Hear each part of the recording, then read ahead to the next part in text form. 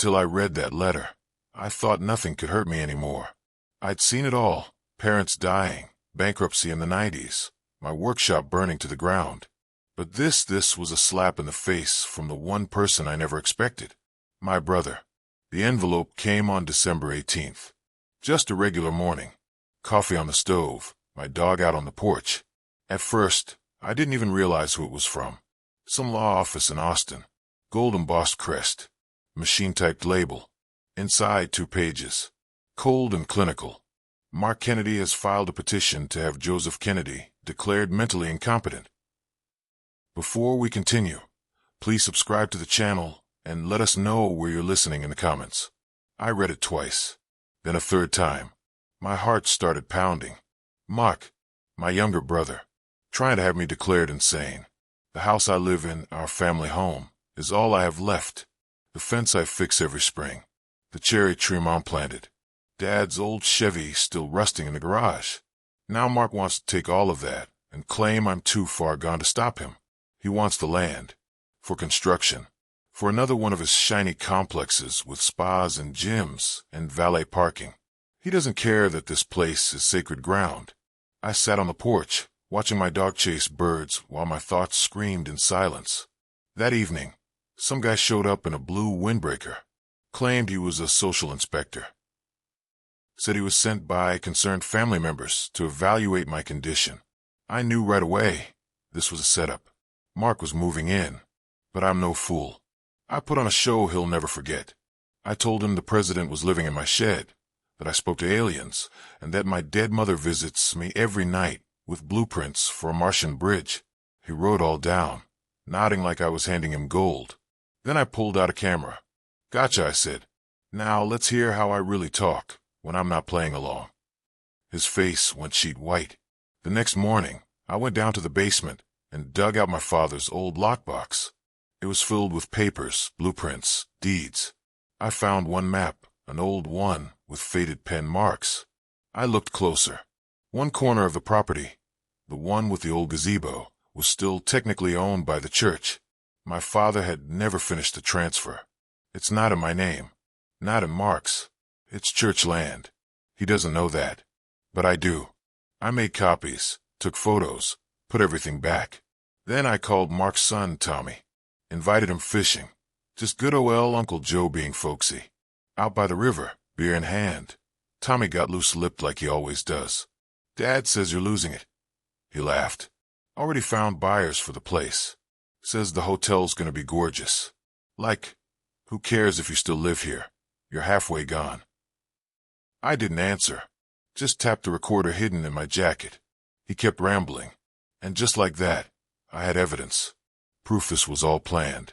When I got home, my answering machine was blinking. One message. A cold, professional voice. Mr. Kennedy, you are summoned to appear in court on January 14th. Your brother has filed a petition declaring you mentally incompetent. I sat there, eyes closed, and I decided no more playing defense. It was time to strike back. The next morning, I went to the church. I had to speak with the pastor, and what he told me, it broke me in half.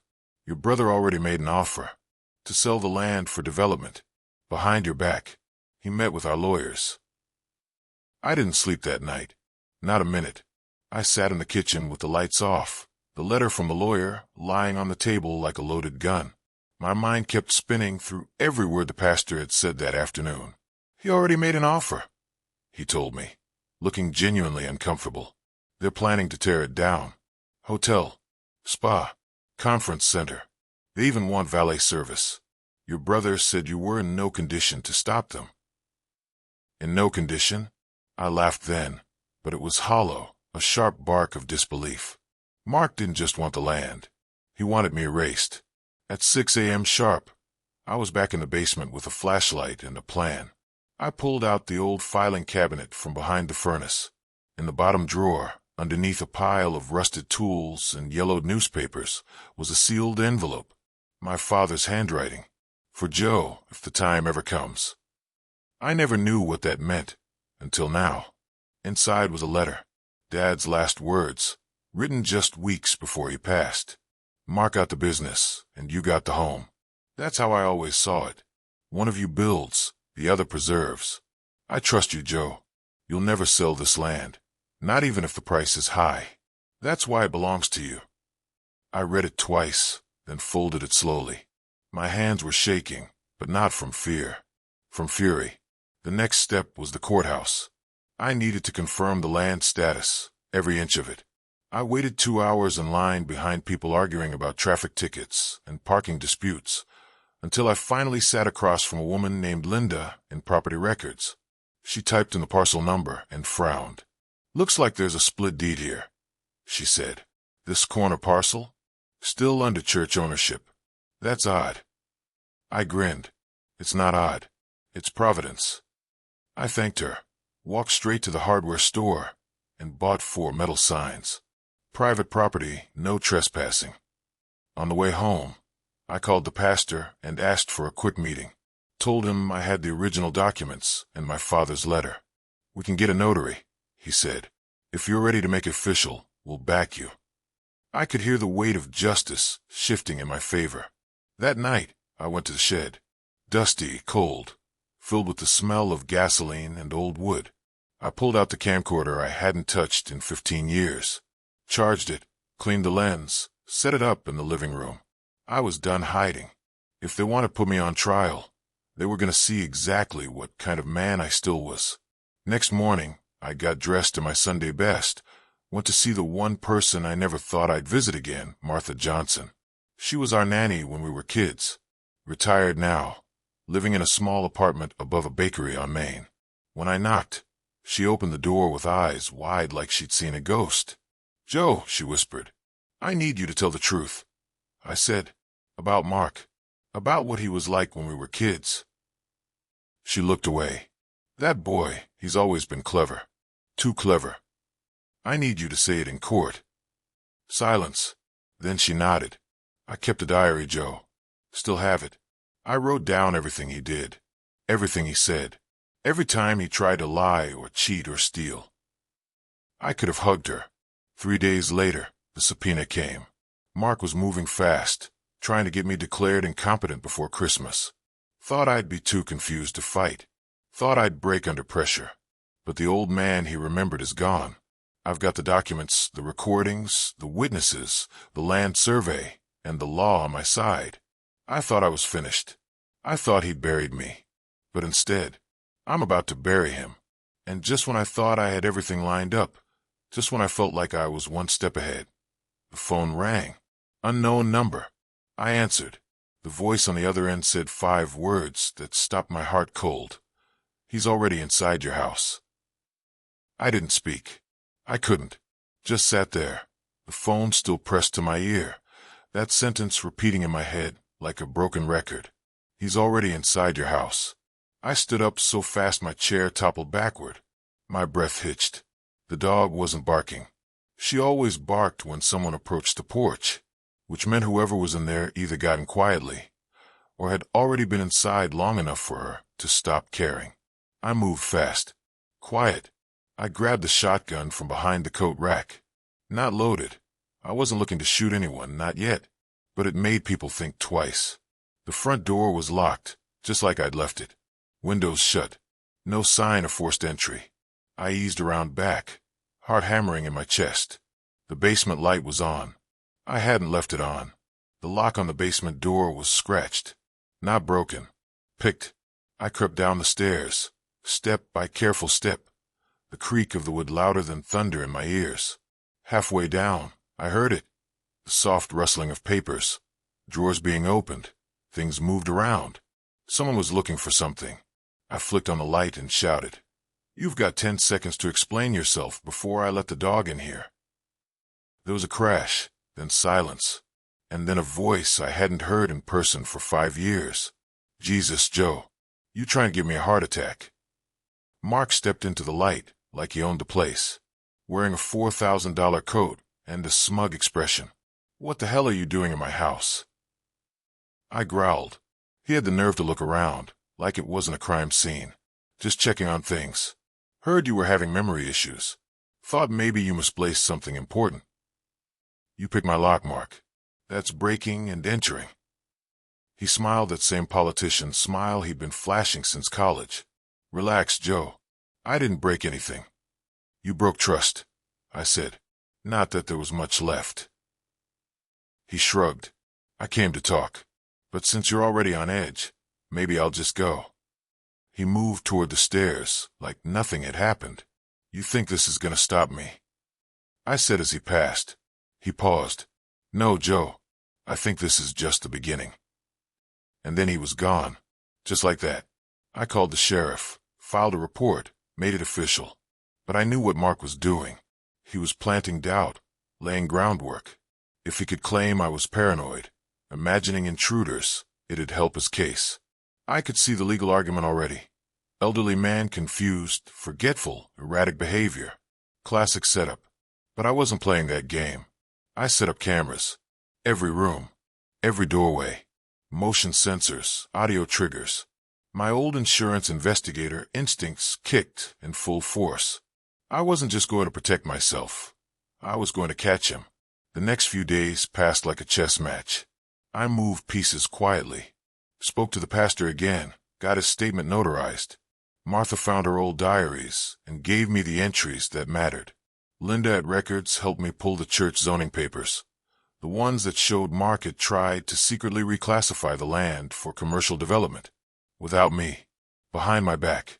By the end of the week, I had a folder 3 inches thick. A hammer made of paper and ink, ready to swing. On Friday, I got a text from Tommy, Mark's son. Just 4 words.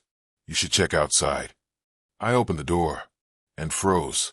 There, parked at the edge of my property, was a full construction trailer. Bright orange. Company logo plastered on the side. Attached to a fence post was a laminated sign. "Coming soon. Kennedy Pines Resort and Spa."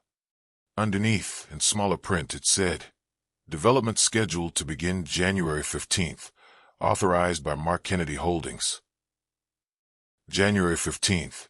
One day after my court hearing. He thought I'd be out of the way by then. I stepped off the porch, my boots crunching the gravel. The dog growled low beside me. Then I saw the survey stakes. Dozens of them. Red flags marking every line, including the part of the land that still belonged to the church. That's when I realized. He forged the zoning permits. I stormed back into the house with the sign still in my hand. Kennedy Pines Resort and Spa. The audacity of it burned through me like fire in my chest. He'd already claimed victory. Already printed signs and planted stakes like the place was his. He was building a monument to betrayal right on top of our family's bones. My father would have had a heart attack. My mother would have cried. And me? I wasn't crying. I was planning. That night I didn't sleep. I stayed up cross-referencing every document I had, pulling zoning maps, title deeds, church records, anything that could tie that plot of land to something bigger than Mark's greed. And there it was. A technicality so small most people would have missed it, but not me. Not a man who spent 30 years chasing fraudsters and fake claims. The corner lot where Mark had planted his first construction stake, still under tax-exempt status, still owned by the First Community Church of Elmswood. If Mark submitted forged zoning documents on church land, that wasn't just fraud. That was criminal. I made 3 copies of the zoning permit he'd altered, placed one in my safe, one in my glove box, and one in a sealed envelope I dropped in the mail, addressed to the county district attorney's office. Anonymous tip. Let the law do some of the heavy lifting. But I wasn't done. I needed people. Witnesses. Noise. So the next day I drove into town, stopped at Sally's Diner, and bought a round of coffee for every old-timer still breathing. These were the folks who remembered my dad patching up fences in winter, my mom handing out soup at church dinners. I told them what Mark was doing. Not shouting. Just calm, factual, with the kind of quiet anger that sticks. "You mean to tell me he's building over the Memorial Grove?" Mr. Patterson asked, practically spitting out his coffee. "That's where we planted the veterans' tree." "He wants to bulldoze the history of this old town," I said, "unless someone stops him." Sally gave me a long look, then walked into the back room. Came back with a stack of flyers. "You print what you want," she said. "We'll hand him out." By sundown, half the county knew what was happening. and the other half would by morning. But I knew Mark wouldn't wait around. No, he'd get more aggressive. I was right. 2 days later, a white envelope arrived. Hand-delivered. No return address. Inside, court documents. Mark was accelerating the process. Emergency hearing. Judge already appointed. He was pushing hard, trying to convince the court I was mentally unfit. Said I was dangerous, paranoid, exhibiting erratic behavior, delusions, and obsessive tendencies. He didn't know I'd recorded his break-in. He didn't know I had Martha's diaries, the notarized statement from the pastor, or copies of the forged permits in the hands of the district attorney. But it wasn't enough. I needed to flip the game. So I set a trap. That night, I called Tommy again, invited him over, offered him a drink, nothing heavy, just 2 guys talking like old times. Told him I was going to let things go, that I was tired of fighting, that maybe it was time to let Mark take what he wanted. Tommy didn't say much, just listened, drank, and then, like I hoped, he got loose with his words. Dad says he'll cave any day now, he slurred. He's already got the buyers lined up. Told them it's all just a formality now. Judge signs off, they start digging. I nodded, played along. You know he bribed that zoning guy, right? Gave him a free condo in the Austin build. That's how he got the permits through so fast. I leaned back slowly, hiding the fact that every word was being recorded. Then he added one more thing, the thing that tied it all together. The old man's only real worry? That you'll show up with that stupid letter from Grandpa. Says it's the one piece he can't spin. My father's letter. The one I had in a sealed envelope in my safe. Only now I wasn't so sure it was still there. I walked Tommy out, smiled, thanked him for coming, locked the door. Then I went straight to the safe, opened it, and felt the blood drain from my face. The letter was gone. The safe was open. Not broken into, not forced, just unlocked. I never left it like that. Ever. The letter from my father. The one piece of undeniable truth, tying the house to me in both heart and history gone. The rest of the documents were still there. Zoning maps, permit copies, even my will. But the letter, the one thing Mark couldn't manipulate or spin, had vanished like it never existed. I stood there for a long time, barely breathing, trying to figure out when he could have taken it. It had to be during the break-in. The smug smile, the fake concern. He didn't come to talk. He came to steal. And like the predator he is, he knew exactly what to take. I sat down in the armchair next to the fireplace, the weight of it all suddenly pressing on my chest. That letter was my father's voice from the grave, my anchor. Now Mark had it, which meant one thing. He planned to destroy it. I grabbed my phone and opened the camera footage. I'd installed motion sensors, backups, auto-upload to cloud. I scanned back to the night of his visit. There he was downstairs, rifling through my drawers. But the basement feed glitched right when he reached the safe. A black screen. 3 full minutes missing. When it came back, he was already walking away, zipping up his coat like nothing had happened. That wasn't an accident. He knew about the cameras. Probably used a jammer, which meant he had help. Someone technical. Someone local. I'd underestimated how far he was willing to go. That night I didn't sleep. Again. I sat at the kitchen table with every document I had spread out like a general preparing for war. This wasn't a property dispute anymore. This was war. And I was going to fight it like a man with nothing left to lose. I made 3 calls. First to Linda at Property Records. I asked her if anyone else had requested copies of my land history. She hesitated, then told me quietly. A man named Nathan Kerr. 2 days ago. Said he was helping your family. Nathan Kerr, Mark's attorney. I thanked her, hung up, and made my second call. To the local news. I told the reporter everything. Not just about the land grab, but about the forged permits, the church parcel, the shady rush to declare me incompetent. I gave them just enough to make it impossible to ignore. She promised to follow up. Then I made the 3rd call to Martha. I need a favor, I said. Bring the diary. And wear something nice. You're coming to court with me. The next morning, I drove to town. Stopped by the sheriff's office. I filed an official report for theft, naming my brother. Gave them the surveillance footage. Even with the missing minutes, it was enough to show he was where he didn't belong. Then I visited the pastor. He handed me a notarized affidavit, confirming the church's ownership of the southeast corner and the timeline of Mark's offers. I had what I needed, or at least I thought I did, until I pulled into my driveway and saw the mailbox flag up. A plain white envelope sat inside. No return address. Just my name. Inside was a photo. A single photo. My father's letter. In flames. Half burned. The handwriting still visible in the top corner. "Joe, this house is your." That's all it showed. The rest, ash. Beneath it, a note in block letters typed, "This is your last chance to walk away." I stood there in the cold wind, the paper fluttering in my hands, and for a brief moment, I felt something I hadn't felt in years. Calm. Stillness. Because now I knew the exact kind of man I was dealing with, and I wasn't scared of him anymore. I walked back inside, closed the door, and sat down to write my own letter. To the judge, a full account, with dates, names, sworn statements. I enclosed copies of everything. Everything except the original letter. Because now I had something better.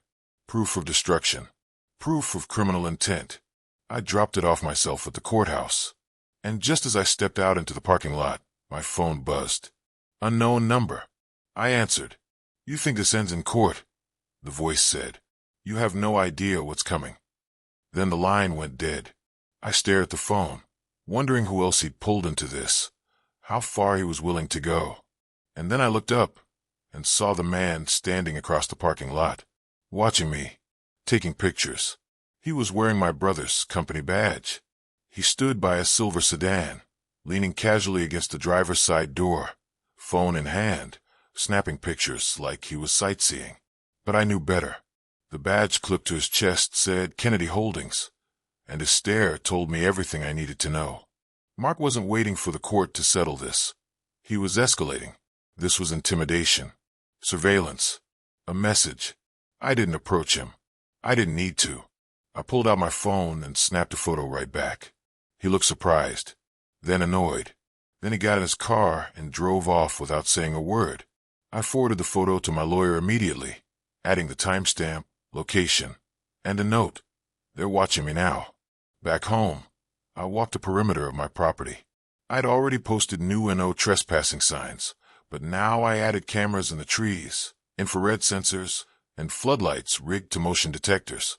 The place looked like a military outpost by sundown. Let them come again. This time, they wouldn't get 3 minutes of darkness. That night, I drafted a public letter and sent it to the local newspaper. I didn't hold back. I wrote about the land, the history, the manipulation, the lies. I talked about what it meant when family chose money over blood, when your own brother tried to erase you like a bad memory. The editor called me personally to say it had run Sunday. Front page, above the fold. But all that righteous fire didn't prepare me for what came next. 2 days before the hearing, I received a packet from the court. Inside were Mark's official statements. His attorney had submitted dozens of pages, claiming I was mentally unstable, paranoid, incapable of managing property or finances. They even cited my security upgrades as evidence of erratic behavior. Buried in the appendix was an affidavit, signed by someone I thought I could trust. Tommy, my nephew. He said I'd been acting confused, that I talked to myself, that I seemed unstable. It was full of vague half-truths, enough to raise doubt, enough to do real damage. I sat there at my kitchen table, holding the paper, staring at his signature like it was a knife in my hand. He had dinner at my house. He drank my whiskey. He smiled while he gutted me, and I knew exactly how I was going to return the favor. I didn't sleep that night. I just sat in the dark, holding Tommy's affidavit, turning it over in my hands like it might turn back into the truth. He lied, not because he believed I was unstable, but because Mark got to him, promised him something, maybe money, maybe a job, maybe just a pat on the back and a slice of the land when the hotel went up. Loyalty meant nothing anymore, not in this family. That's what made it personal. And when something gets personal, I don't just react, I calculate. At dawn, I pulled out the old external hard drive I kept in the garage safe. Backups of everything. My security footage, audio logs, phone calls, including the night Tommy had sat at my table and spilled everything while sipping my bourbon. He bribed the zoning guy. Judge won't be a problem. You'll cave soon. I had his voice, his words, and with a few clicks, I clipped together the recording, time-stamped it, labeled it clearly, and dropped it into a folder marked Evidence, Level 2. Then I called my lawyer. Play this in court if he tries to talk. Next, I made another visit to the church. The pastor had pulled some strings and found me a surprise, an old trustee, Miss Carolyn Dawson, who remembered when my father first signed the land usage agreement. She had handwritten minutes from the meeting, her signature, his, the church seal. It was never digitized. Nobody had it, not even the courthouse. But she kept records. For just such a time as this, she said, handing me the yellowed paper. I hugged her like she was family, because right now, she was the closest thing I had to it. The next morning, the newspaper hit every doorstep in town. My letter was the headline. My brother wants to steal my life. It was raw, honest, and it worked. By noon, my phone was full of messages. Some were from people I hadn't heard from in years, friends of my father, veterans from town, churchgoers, even the old principal from our school. We believe you, Joe. You're not crazy. We've got your back. But that evening, just as I started to feel the wind turning, I got a knock at the door. I opened it to find a uniformed deputy holding a manila envelope. Mr. Kennedy, I'm here on behalf of the court. We've received new testimony regarding your condition. He handed me the envelope and tipped his hat. Inside was a psychiatric evaluation request, signed by a licensed professional, backdated. Attached was a note from the judge. Due to compelling concerns raised in the affidavit of Thomas Kennedy and accompanying evidence, the court will consider temporary guardianship proceedings prior to the scheduled hearing. That meant one thing. They were trying to get me committed before I could even appear, and I had 48 hours to prove I was sane, or lose everything. The envelope shook in my hands. 48 hours. That's all the time I had left before they could legally put me under temporary protective guardianship. Code for locking me up while they sold off my life. I read the report again, heart pounding. The so-called evaluation was a joke. Claims about irrational paranoia, obsessive behavior, and refusal to engage in reality. They cited my cameras, my trip to the sheriff, even the newspaper letter, as if standing up for myself proved I was unfit. But the signature at the bottom was what chilled me. Dr. Eliza Norton. That name meant something. She was real. I remembered seeing her name on town council meeting reports, a psychiatrist who occasionally consulted on court cases. But I'd never met her. She'd never interviewed me. So how the hell did she write a full psych evaluation? I called the number listed on the document. A receptionist answered. I asked for Dr. Norton. She's not taking calls at the moment, the woman said quickly. Who's asking? I gave a fake name. Said I was calling about a referral. There was a pause, some shuffling. Dr. Norton isn't practicing this week. She's out of town. Out of town. Yet she'd supposedly filed a report just 2 days ago. My blood ran cold. Someone forged it. Or worse, someone paid her to sign off on it without ever seeing me. Either way, it meant the game had changed. They weren't just trying to win. They were cheating, lying, manufacturing the evidence to take me down. I needed help. Real help. So I made the call I'd been holding off on. To Marcus Graves. He wasn't just a lawyer. He was the lawyer. Retired now, but still sharp. Still dangerous in a courtroom. We'd once taken down a corrupt builder together who tried to cut corners on veterans' housing. If anyone could stop Mark's legal circus, it was Marcus. He picked up on the third ring. Joe, he said, his voice gravel and confidence. I was wondering when you'd call. I explained everything. The forged psych report, the rushed guardianship, the threats. He listened silently. Then, I'll be at your place in 2 hours. And we're going to court now, not in 48 hours.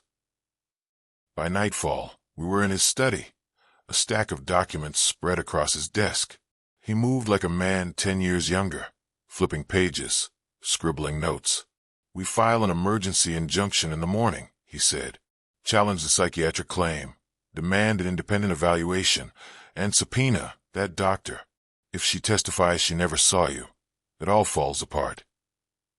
I felt hope again, but then Marcus paused, scanning one of the newer affidavits. His brow furrowed. This wasn't in the earlier packet. He handed it to me. It was a statement from a neighbor, saying I'd been seen talking to myself in the yard, saying I'd been burying things behind the shed, saying I'd once shouted at the sky for 10 straight minutes. All of it false. And the signature at the bottom? Derek, my friend, my neighbor, the one who helped me wire the cameras. I stared at the affidavit like it was written in another language.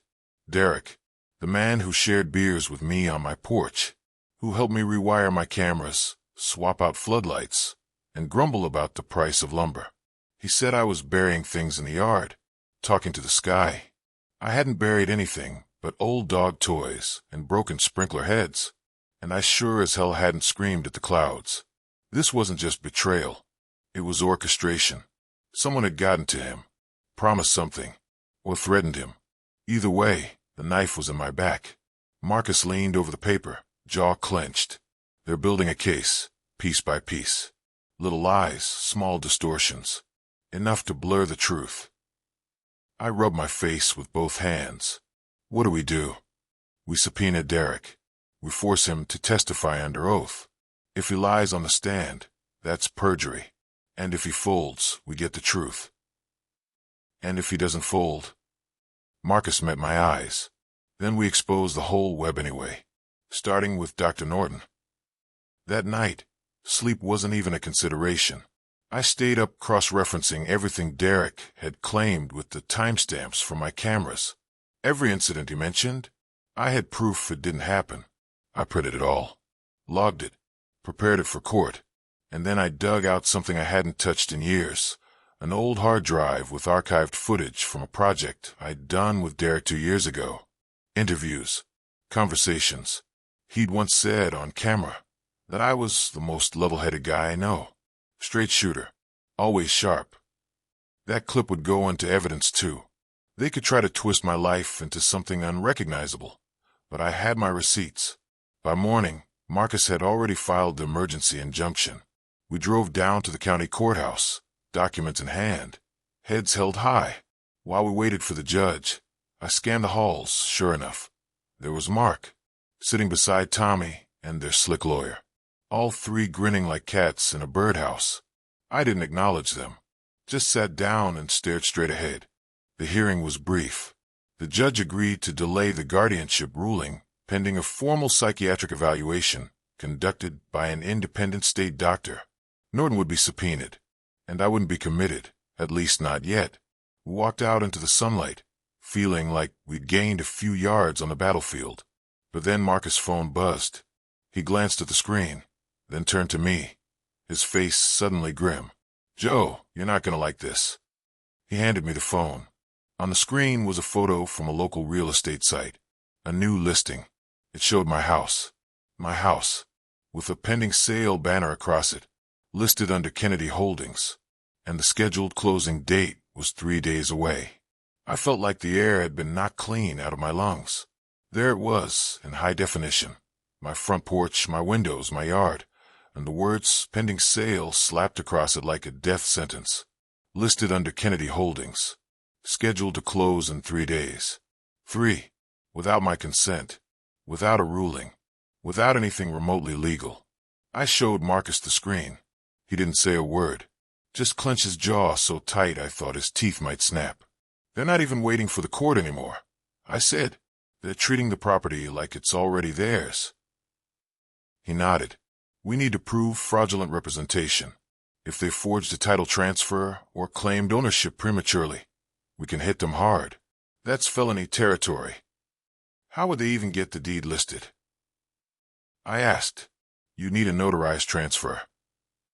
"Or a forged one," Marcus said, pulling out his phone. "I'm calling a friend at the recorder's office." While he made the call, I paced the sidewalk like a caged animal. How could they move this fast? How could they even find a buyer without full ownership? Unless they'd lined it all up before the first legal move, before the guardianship petition, before the forged psych eval.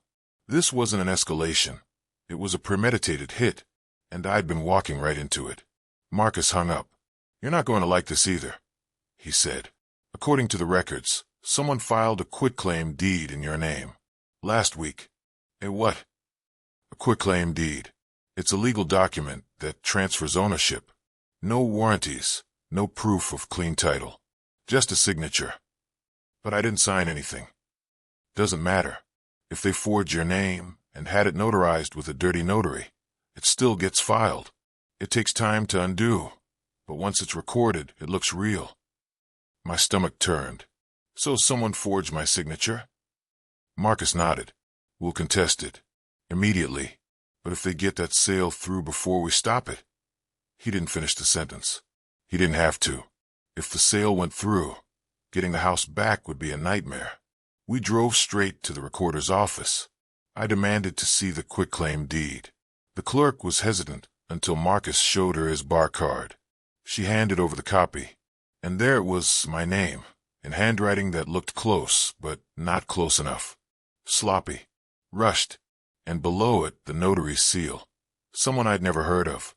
"That's not my signature," I said, "and I've never met this notary in my life." Marcus snapped a photo. "Good. That's what we'll say in court." As we walked out, he said, "We need to talk to the buyer. If we can convince them the deal's fraudulent, they might pull out voluntarily." "How do we find them?" He looked at his phone again. "It's a shell company. LLC formed last month. But I know someone who can trace the filing." We headed back to his office. He worked the phones like a man possessed, tracking contacts, calling in favors, flipping through directories. Finally, he looked up at me with a cold stare. "The buyer is real. The company's fake. It's a front." "For who?" He turned the screen toward me. It was a screenshot of an email, a booking confirmation, from a luxury hotel chain. The buyer was a corporate partner of Mark's firm, and they planned to break ground in 5 days. 5 days. That's all I had left before they showed up with bulldozers and champagne. A corporate partner of Mark's firm, hiding behind a paper shell, ready to pave over everything I'd spent my life protecting. My house, my land, my family's legacy, sold out from under me with a forged signature and a handshake behind closed doors. Marcus didn't waste time. We filed for an emergency injunction to freeze the sale. Tomorrow morning. First thing. He paused. "But if that forged deed holds up for even a minute too long, they'll bulldoze first, ask questions later." I nodded, heart thudding in my chest like a war drum. "Then we need to make it public. Now." So that night, I did something I'd never done before. I opened my laptop, turned on the webcam, and hit record. I laid it all out. The lies, the forgery, the betrayal, my brother, his company, the fake deed, the sale to a corporation that didn't care about the land, just the profit. I showed the forged signature. I held up the original documents. I spoke to the people who knew me, my neighbors, my town. I uploaded the video to every platform I could find and went to bed with my boots still on. By morning, it had over 20,000 views. That's when calls started. First, a local news station, then a state rep, then a man from the Veterans Association who remembered the old tree planted in honor of my father, and then, finally, a voicemail from the buyer. "I'd like to speak privately. Off the record. I think there's been a misunderstanding." That was the break we needed. Marcus and I met him at a coffee shop 2 towns over. He wore a gray suit, clean shoes, corporate smile. But his eyes were worried. "We were assured everything was clean," he said. "Legally sound. Your brother's team said the house was unoccupied, the owner unfit. They showed us documents." "Forged," Marcus said flatly. The buyer didn't argue. "We've already spent money, signed contracts. But if this goes public, we'll have a PR nightmare. We're not in the business of stealing homes from veterans' families." "Then back out," I said. "Void the contract. Walk away. He looked at me long and hard. "I'll need to talk to legal." But I could see it in his eyes. He wasn't calling legal. He was calling Mark. And the moment he left, I knew we had a target on our backs. Sure enough, 2 hours later, my house was egged. My mailbox smashed. Someone spray-painted "Crazy Old Man" across my fence. But I didn't care, because that night, I got a call from a county clerk's office. She sounded nervous, panicked. "Mr. Kennedy, you should come down here. There's something you need to see." I asked what it was. She hesitated, then whispered, "It's your father's will. The original. Someone just tried to check it out from the archive." I felt a chill crawl up my spine. "Who?" She paused again. "It was signed out under your name this morning." I drove to the county clerk's office, like a man chasing a ghost. My hands gripped the wheel tight, knuckles pale, heart pounding in my chest like it was trying to punch its way out. The original will. My father's will. I hadn't thought about it in years, assuming it was tucked away safely in county archives, untouchable. And now someone had checked it out using my name. Forged again. It was like they were playing dress-up with my life, wearing my face, my signature, my bloodline like a costume, while gutting everything that mattered. The clerk met me at the front desk, eyes wide, her voice low. "I wasn't supposed to call you," she said, "but something felt wrong. I've seen your signature before on zoning forms. This one didn't look the same. I checked the logs. Whoever took the will had ID. Said they were you." "Video footage?" I asked. She nodded, glanced around, then led me into a side room with a monitor. The footage played in black and white. A man in a ball cap and jacket, head down, sunglasses. Walked in, flashed an ID, signed the log. He even had my voice. It was eerie, but I knew that posture. The stiffness in the shoulder, the slight limp on the left leg. It wasn't me. It was Mark. I leaned in close. "Can I get a copy of this footage?" She hesitated. "I'm not supposed to release." "Please. You saw what he did. I need to stop him." She bit her lip, then slid me a USB stick. "You didn't get this from me." I thanked her and walked out into the sunlight, teeth clenched, thoughts spinning.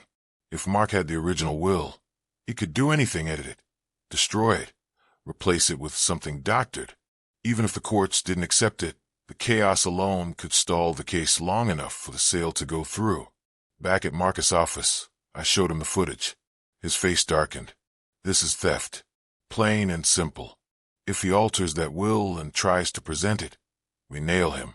But we need the original to prove tampering." "What if he's already destroyed it?" I asked.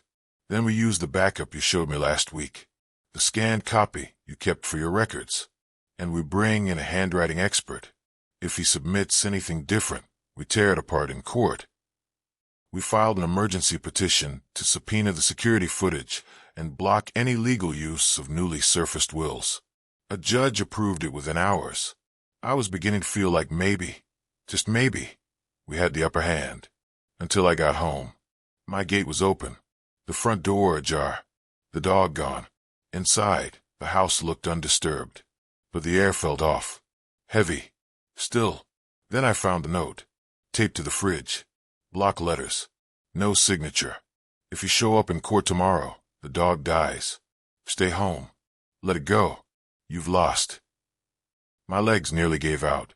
She was all I had left from the life I used to know. That dog had slept beside my bed every night since my wife passed. She was family. I stood in the kitchen, fist shaking, vision blurred with rage. No more letters. No more games. It was time to go on the offensive. I called Marcus. "We bring it all tomorrow. Everything. We burn this thing down in court." "You sure?" he asked. "They want a war. I'll give them one." That night, I stayed awake by the window, shotgun in lap, praying for one of them to be stupid enough to come back. But no one did. Morning came, cold and gray. I got dressed, gathered the files, climbed into the truck, and stopped.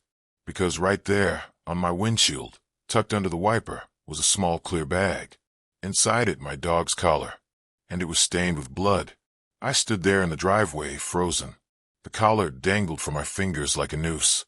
The blood dried along the leather strap, a cruel punctuation mark.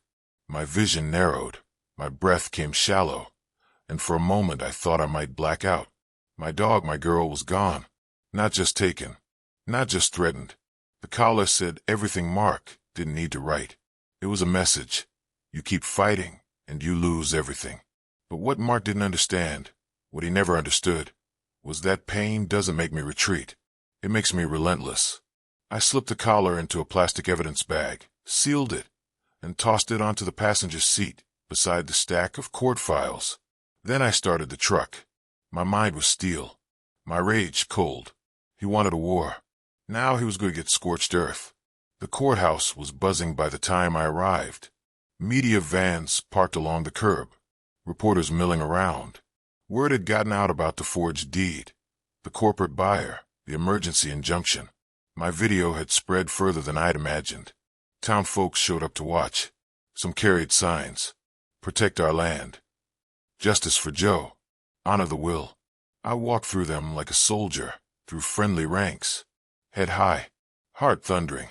Inside, Marcus was already at the front bench, going over last-minute notes. "You sure about this?" he asked. "Once we start, we don't stop." I nodded.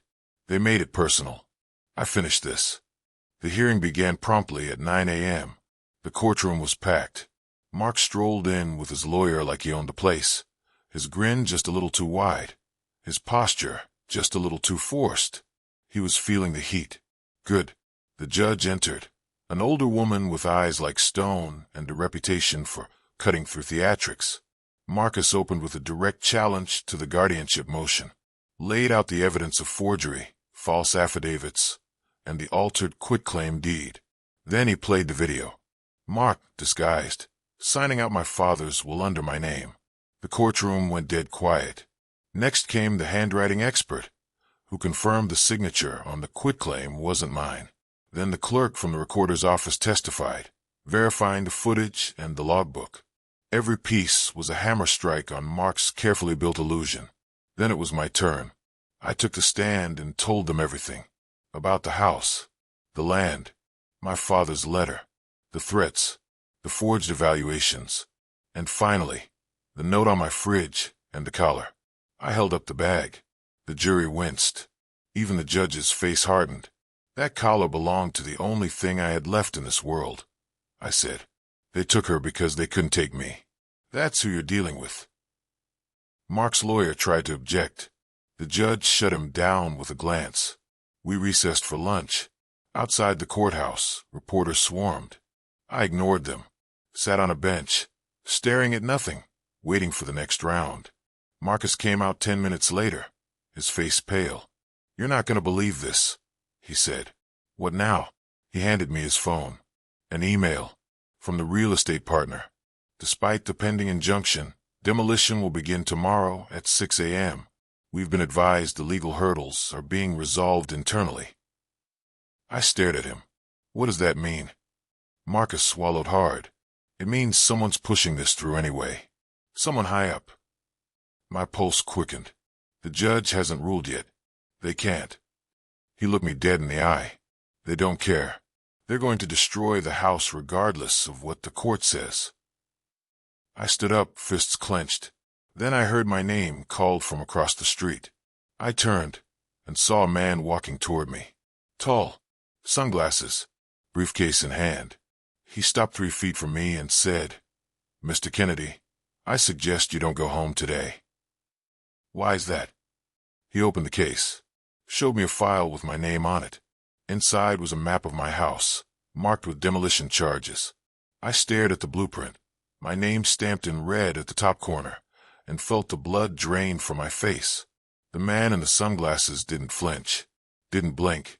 He just flipped the page, exposing a detailed layout of my property with bright red excess, strategically placed along the foundation, the garage, the shed. Demolition charges. It wasn't just some backhoe waiting to tear up the porch. This was tactical, precise, military level. I looked up at him. "Who sent you?" He didn't answer, just closed the briefcase, like the conversation was finished. "You're bluffing," I said. "You blow up my house, you go to prison." Then you'd better stop them before they do, Mr. Kennedy. And with that, he turned and walked away, vanishing into the crowd of reporters like a ghost in a suit. I ran back inside the courthouse, breath sharp, heart pounding. Marcus was on the phone with the clerk, checking for updates on the judge's ruling. I grabbed his arm. We have to go. Now. What are you talking about? They're not waiting. They've planted explosives. Real ones. He blinked. That's not possible. You want to bet your life on that? His hesitation lasted half a second too long. Then we were in his car, tires screaming, as we pulled out of the courthouse lot and sped toward my house. Every second felt like it stretched into hours. My fists were clenched on my knees. My mind swirled with images: my father's workbench, my mother's rocking chair, the smell of cedar in the upstairs closet, the scratch on the front door from my dog's paw. All of it was about to be turned to rubble. We hit the edge of the property just after 5 p.m. 2 black SUVs were parked near the service road. Men in construction, vests milled around with radios and clipboards. But they weren't talking about permits. They weren't surveying. They were securing the perimeter. One of them looked up and saw us. He immediately reached for his radio. Marcus slammed on the brakes. I was out of the car before the wheels stopped spinning. "Hey!" I shouted, storming toward them. "This is private property." The man turned, calm as a monk. "You need to leave, sir." "You're trespassing," I barked. "You don't have a court order. You don't have ownership." He smiled. "We have a directive from Kennedy Holdings. They claim emergency demolition rights due to structural instability." "That's a lie." "Then call the sheriff. We're just following orders." Marcus pulled out his phone, already dialing. I stormed past the man and headed for the house. "You even touched this place, I swear to God." But I stopped short at the porch. My dog was there, tied to the banister, alive, tail thumping weakly, eyes glazed. I dropped to my knees, unhooked the rope, checked her over. She was drugged, shaking, but she was alive. I carried her back to the car, then turned to Marcus. "Tell the sheriff we've got theft, forgery, trespassing, illegal explosives, and now animal cruelty." He nodded, still on the line, voice rising with urgency. And then we heard it, a low beeping sound, coming from the garage. Marcus and I locked eyes. We ran. Inside, we found it, tucked beneath the workbench, hidden in a bag of old tools. A timer. 37 minutes. Counting down. Wired to multiple devices along the support beams. We froze. "This isn't just intimidation," I whispered. Marcus stared at the blinking red lights. "No, this is arson. This is destruction of evidence. And they plan to make it look like an accident." I grabbed the phone, dialed the sheriff's office again, but the signal was dead. Scrambled. They jammed it. We had 36 minutes left. Then a voice echoed through the garage, amplified by a loudspeaker from outside. "Mr. Kennedy, step away from the structure. This is your final warning." The voice echoed through the garage, cold and commanding, like something out of a war zone. "Mr. Kennedy, step away from the structure. This is your final warning." My hands tightened around the timer rig, its red digits blinking away precious seconds. 35 minutes and change. Outside, I could hear boots on gravel, the crunch of movement, the sharp clicks of walkie-talkies. They were circling the house like wolves, armed with clipboards, probably packing real steel underneath those construction vests. This wasn't a demolition crew. It was a cleanup team, set not to tear down a house, but to erase a man. Marcus leaned in, sweat dripping from his temple. "We can't disarm it. There's too many wires. It's linked across the support beams. This was professionally rigged." "They want us to run," I said. "They want the place gone. Evidence and all." "We should leave," he said. "File the report, bring in the feds."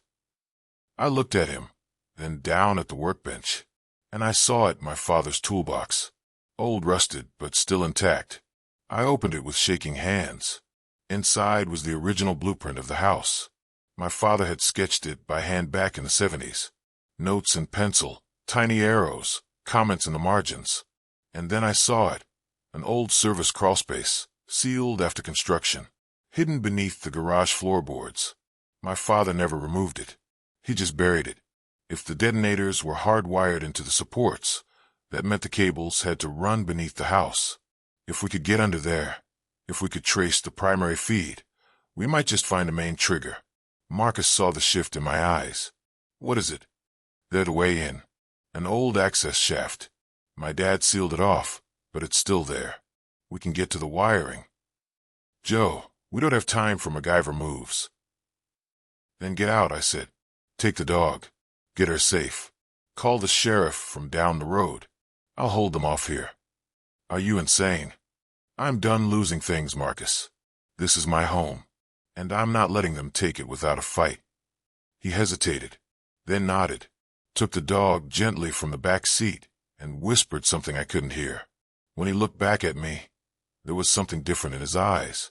Not pity, respect. He climbed into his car and peeled away. I was alone, just me and the house, and the bomb. I pried open the floor panel, using a crowbar from the wall. The wood cracked, dust rising into the air like a ghost escaping the past. Beneath it, darkness, a tunnel of old beams and cobwebs. I dropped down and crawled forward, flashlight clenched in my teeth, heart pounding against my ribs like a warning drum. And there it was, the master control, a black metal case, bolted to a joist, glowing faintly. I opened it slowly. Inside, dozens of wires, all color-coded. At the center, a tiny keypad, waiting for a code. But something else was there. A note, taped inside, typed same as the others. Cut the wrong wire, and it goes off early. You have 10 minutes now. Choose carefully. I checked my watch. The timer had jumped from 30 minutes down to 9:58. They were watching.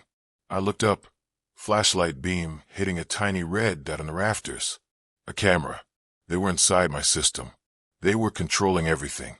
I reached for my phone. Still no signal. Then I heard it. The unmistakable hum of an engine. I scrambled back through the crawlspace, up into the garage, just in time to see a bulldozer roll onto my lawn. Behind it, 3 black SUVs. And stepping out of the lead vehicle was Mark, wearing sunglasses, smiling, and holding the detonator in his hand. The moment I saw Mark holding the detonator, everything slowed. The man I'd once called brother, the kid I used to build treehouses with, race bikes down gravel hills with, share Christmas pie with, now stood on my lawn, sunglasses hiding the greed in his eyes, thumb hovering over a button that could wipe out everything we ever were. And yet, for the first time, I wasn't afraid. I walked out of the garage, hands up, calm, steady. You don't want to do this, I said. He smiled. You're wrong. I've wanted this for a long time. You press that button, and you're not just a thief. You're a criminal. There are cameras, witnesses. You're not going to get away with it this time, Mark. He shrugged. I already have. The deed's in my name. The sale's signed. You'll be a footnote. A sad story no one remembers. I took another step forward. They'll remember. The news is watching. The town is watching. And I've got every ounce of proof they need. He hesitated, just a flicker, but it was enough. From the corner of my eye, I saw Marcus's car screech to a stop down the road. Behind it, 2 sheriff's cruisers. Sirens off. Lights dark, but moving fast. Mark saw them too. He panicked, lifted the detonator, and I ran, straight at him, tackled him in the grass with the kind of strength I didn't know I still had. The detonator flew from his hand, landing yards away. We struggled, rolled, fists flying like we were kids again. But this time, it wasn't over toys or turf. It was over truth, legacy, blood. The deputies pulled us apart seconds later. Mark screamed about his rights, his investments, how this old man has lost his mind. But I was already handing the detonator to the sheriff, showing him the camera footage on my USB, the forged documents, the video of Mark stealing the will, the explosives, the note, the collar. It took them 3 minutes to read him his rights. They cuffed him, shoved him into the back of a squad car, and just like that, the storm was over. They swept the house for charges, disarmed every single one. The sheriff's tech team said it was the most professional domestic rig they'd ever seen, designed to erase everything. He told me, "You were supposed to disappear." But I didn't, because I fought, because I remembered what my father taught me, that honor doesn't retire, and home isn't walls. It's what you defend when no one else will. Mark's trial was swift. Fraud, forgery, attempted arson, attempted manslaughter, conspiracy. He'll spend the rest of his life behind bars. The buyer pulled out. The resort deal collapsed. Kennedy Holdings went into investigation and bankruptcy in the same week. The town rallied. They repainted my fence, fixed my mailbox. Someone built a new sign out front. The Kennedy home not for sale. As for me, I rebuilt. Slowly, quietly, with my dog by my side, tail wagging again. She'd been sedated, not harmed. But every time she looks at that porch, she growls. She remembers. So do I. The land is still mine. The past is still mine. The truth is still mine. And no matter how deep they try to bury you, when you stand your ground, you don't just survive. You win. If you like this story, please like this video. Subscribe to the channel and share your impressions of this story in the comments. To listen to the next story, click on the box on the right.